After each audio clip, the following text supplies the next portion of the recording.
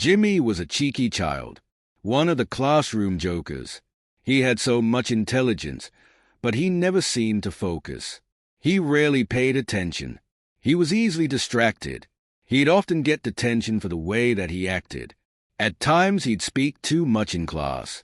He was over-enthusiastic, but whenever he was interested, his work would be fantastic. He was always laughing. Every once in a while, when the teachers tried to shout at him, they'd break into a smile. Jimmy, They'd say, you're letting yourself down. You have so much potential, but you always act the clown. If you put your effort into learning, instead of making people laugh, then no doubt you'd be earning A's in English and in math. The head teacher at school where Jimmy goes had been there for 30 years. He had a big, long, pointy nose and gigantic sticky-out ears. He never ever seemed to smile. His shabby suit looked scruffy. He may have acted really tough, but his tash was weak and fluffy. He was ever so frightening. He was super strict and mean. None of the students liked him. Even the teachers weren't so keen. Whenever he was near, the children dared not speak. Everybody feared the nasty Mr. Squeak. He marched into the class one day and said, I have a special gift for you. Later on this afternoon, we're going to the zoo.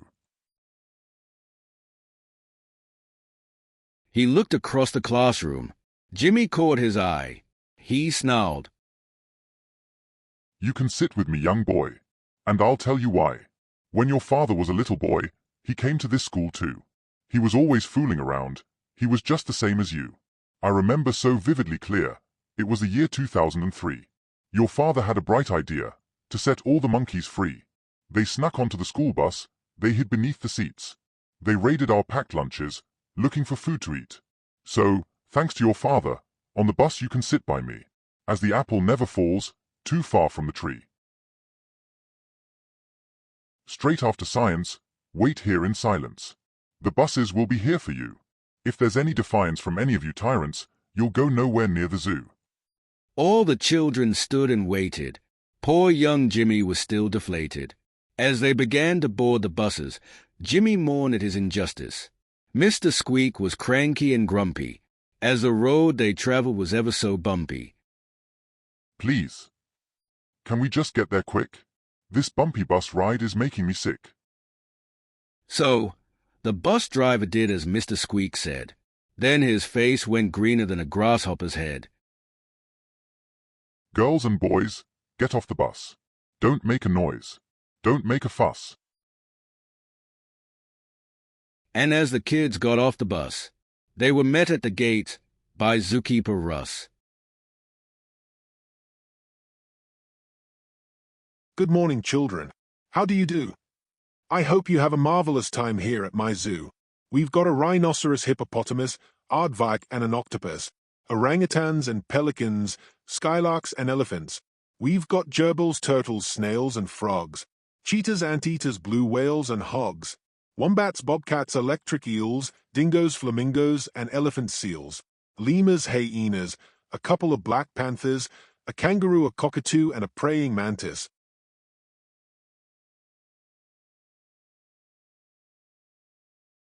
There are penguins, pigs and buffaloes, dolphins with a bottlenose, bison, bats, wild boars and gorillas, mice and rats and horses and chinchillas.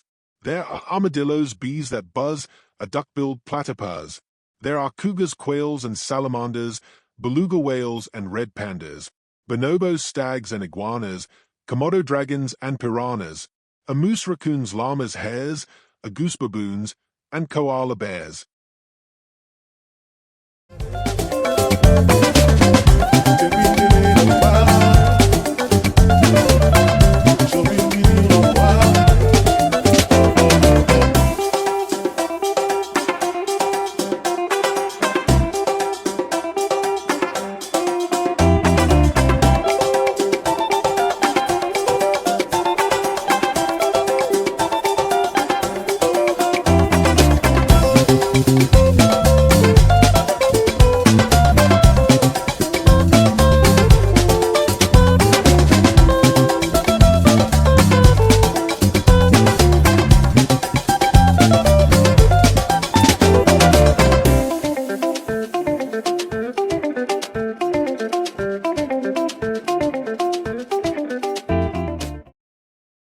All the children beamed with joy, excitement on their faces. Poor young Jimmy seemed very annoyed, and quite rightly frustrated. He felt very alone now he'd been separated. He hated being on his own, unfairly isolated. I can't trust you to mix with the others on this trip in case you misbehave and spoil it. So, you best stand right here and don't get any ideas whilst I nip into the toilet. Jimmy felt hard done by, and really rebellious. Plus the toilet he'd been stood by was clearly the smelliest. And then, as Jimmy looked over, he seen a hole in the fence by the elephant enclosure. The thought of the wild was just so exciting, and the hole in the fence became ever more inviting. Young Jimmy tried to resist, but to him this opportunity just could not be missed. He climbed through the hole and into the wild, all alone. Such a brave young child. As Jimmy climbed through, he was amazed and in awe. He'd never seen life in the wild before. He was shocked at first glance and had to double-check. He thought he'd seen an elephant with a big long neck. She wandered towards him, careful and slow. Jimmy got spooked and went to turn around and go. She could tell he was scared by the look that he gave her. So she said, "Hey, relax. My name's Ava. See, we're all a little different here. We don't belong in there. We don't live with them, because they are not like us. But we really do not care. We do not have a zookeeper to tell us what to do. Out here, we find our own food, and pick up our own poo." Oh, I don't mean to be rude, but I'd really love to know. Your neck is just so huge. But why did it grow? All the elephants looked around to find the food left on the ground.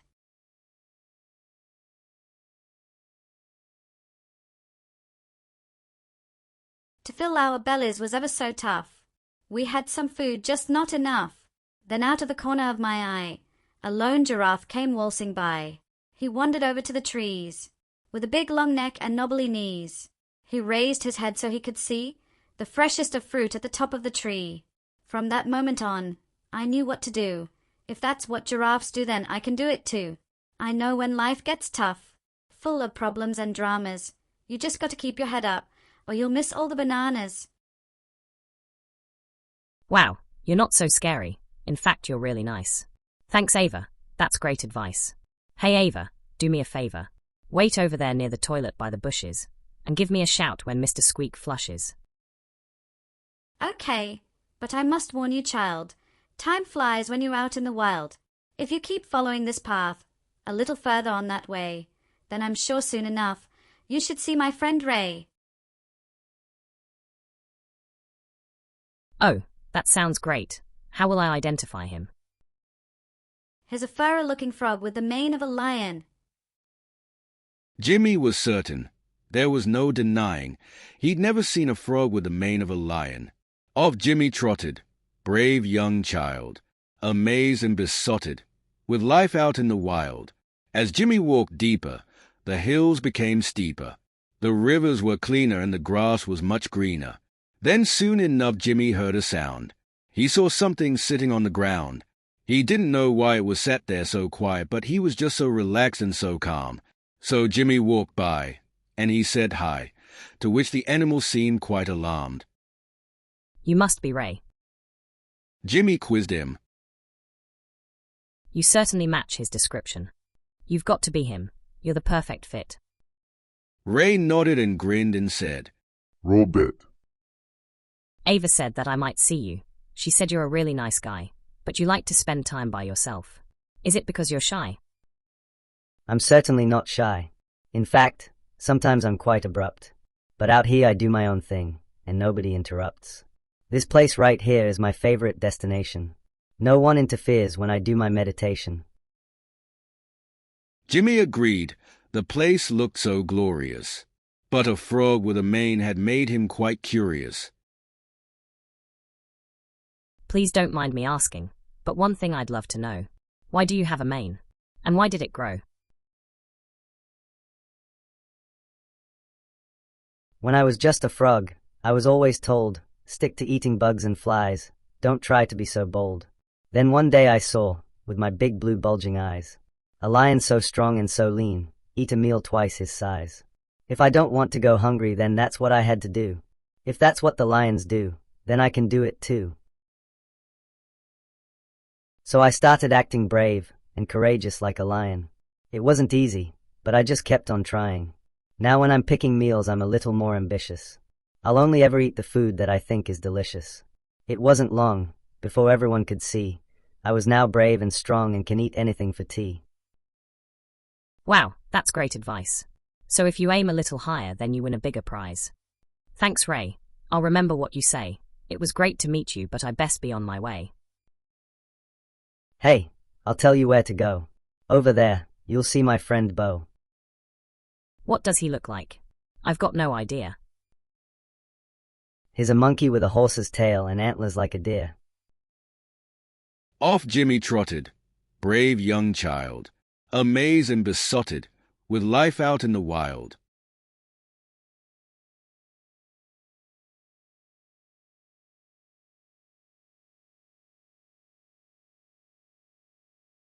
You must be Bo.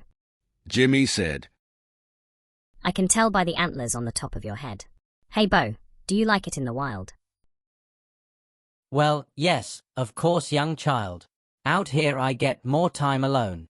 It's easier to concentrate on playing my trombone. People kept complaining when I tried to learn at home, but if no one hears me playing, then nobody can moan. You're right, I certainly agree. I suppose peace and quiet is just what you need. Jimmy really wished he knew the answer to how he grew them awesome antlers. So, he said, One thing I'd love to know. I've got to ask before I go. How did your antlers grow? Jimmy was shocked and mystified. Bo gave him a smile. Then he replied,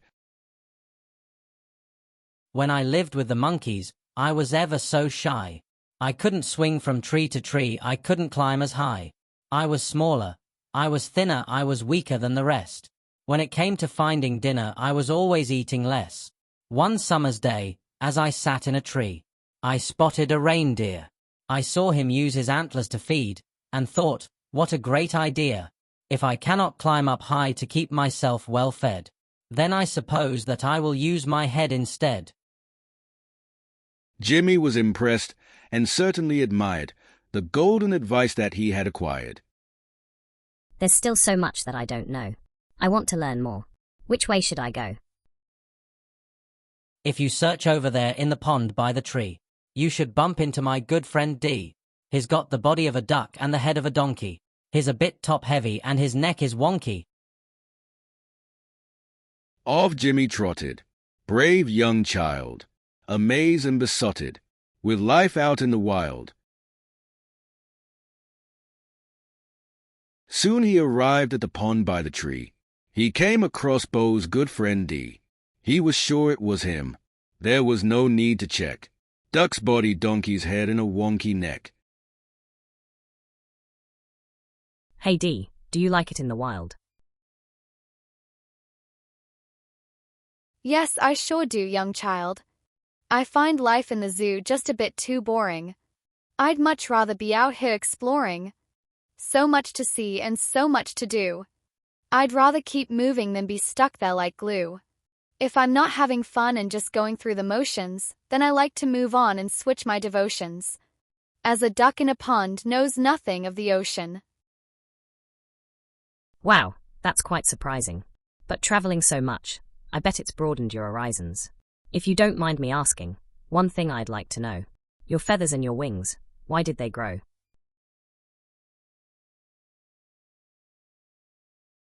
Well, we were wading through the river, but the river got too deep. Some began to panic, some began to weep. Then out of the corner of my eye, I saw 2 ducks come passing by. Relaxed and happy as can be. Full of peace and tranquility. It never seemed to bother them how much the waters rose. For them it was no problem, they stayed relaxed and composed. That's when I learned just what to do. If that's what the ducks do, then I can do it too. Wow, I guess that really shows ya. It's important to relax and maintain your composure. So, when I'm feeling worried, however scary things may look, I won't flap or panic. I'll just become the duck. I've been taught so much today, but I really ought to be on my way.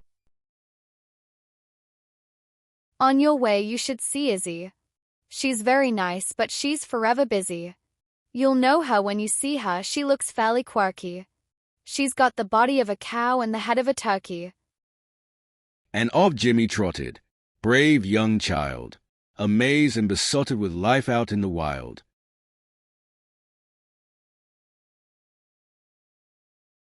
Jimmy spotted Izzy. She was looking very flustered. She'd laid her eggs, oozed her milk, and was making her own custard. Hey Izzy, do you like it in the wild? Why, yes, of course, young child. Out here, I get to feed all the others. Not everyone is born with a working set of udders. It might not seem important to my sister and my brother, but I'd rather share my milk than compete with one another.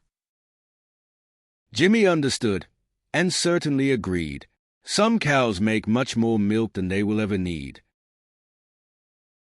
There's just one thing I'd like to know. Your udders. How did they grow?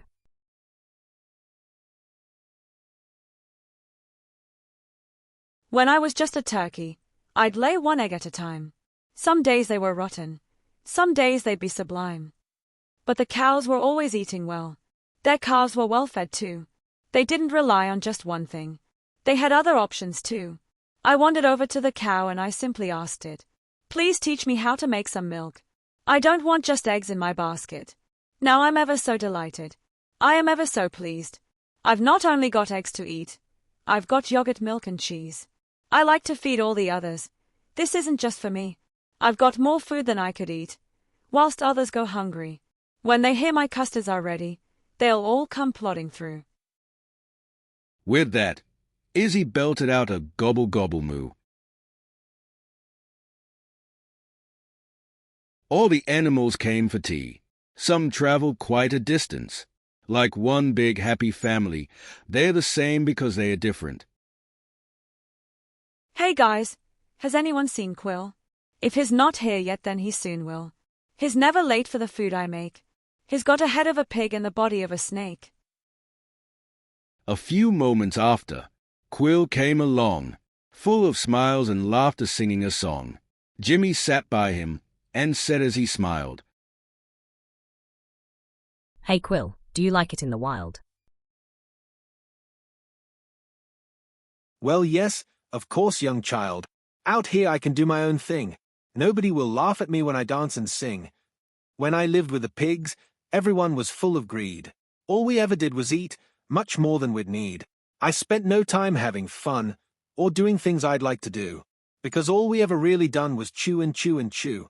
To them, it didn't matter if their bellies got fatter, as that was all they knew. To me, it seemed strange, so I wanted to change and do things that I liked to do. Then one day, I saw a snake. The way he lived surprised me. He never seemed to eat that much, but he chose his meals wisely. He was super fit. He was super healthy. He didn't need to eat that much to make himself feel wealthy. Instead of him trying to eat everything he could, he only ever ate the food that made him feel good. If the food was not nutritious, he'd leave it all behind. He'd rather have a healthy body and a healthy mind. Wow, those pigs surely ate a lot. So the more food that they ate, then the hungrier they got. That's right. They ate from the morning till the middle of the night. I wrote a little rap to perform on karaoke. Don't call me Quill. Just call me Lil Smokey. As they chatted and chewed on their freshly made food, the music began to play. Good evening, ladies and gents. Here's Lil Smokey with Porking Sense.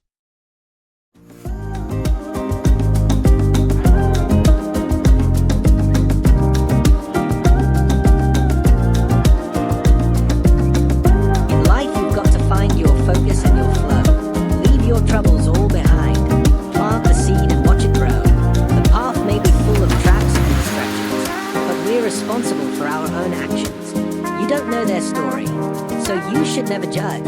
Never burn your bridges. Never hold a grudge. Treat people the way that you like to be treated.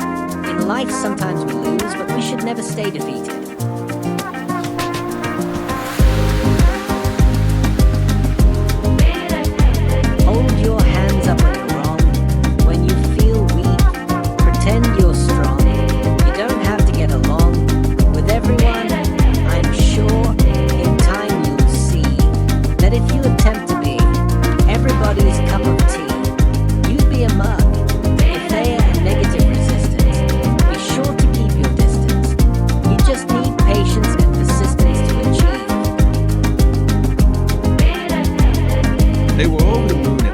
monkeys' new tune.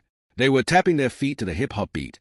Then Eva appeared, with her big floppy ears, and said, Jimmy, you'll need to get going.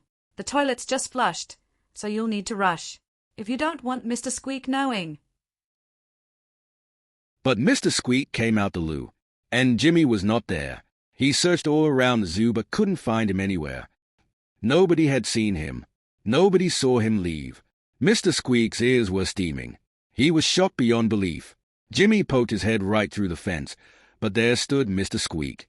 The children looked on in suspense, waiting for him to speak. Do you never listen? Do you never learn? All the other children have been worried and concerned. Some began to whimper. Some were even crying. They thought you'd been chewed up by the chimps or eaten by the lions. Now Jimmy knew that he was wrong. He should not have ran away. But he still felt hard done by, and he had something to say. He didn't get angry or bubble up inside. He didn't lose his temper. He was relaxed and dignified. He thought back to the wild and the lessons that he took. Instead of getting riled, he just became the duck.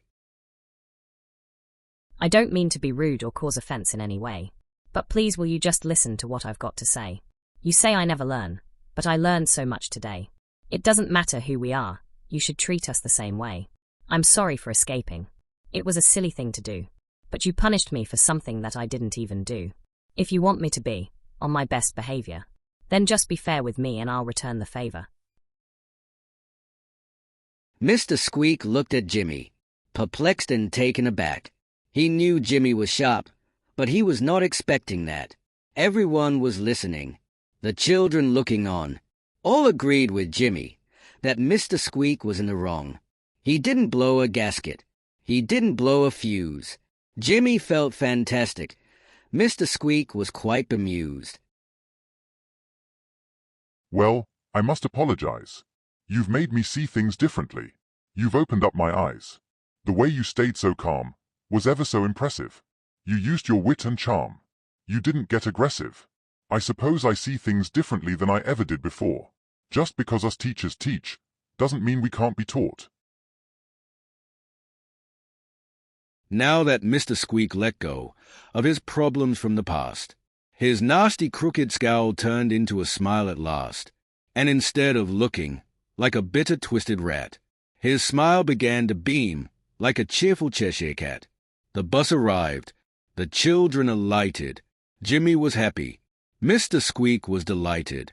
He giggled and waved, then politely dismissed us, looking proud as Punch, with his freshly grown whiskers.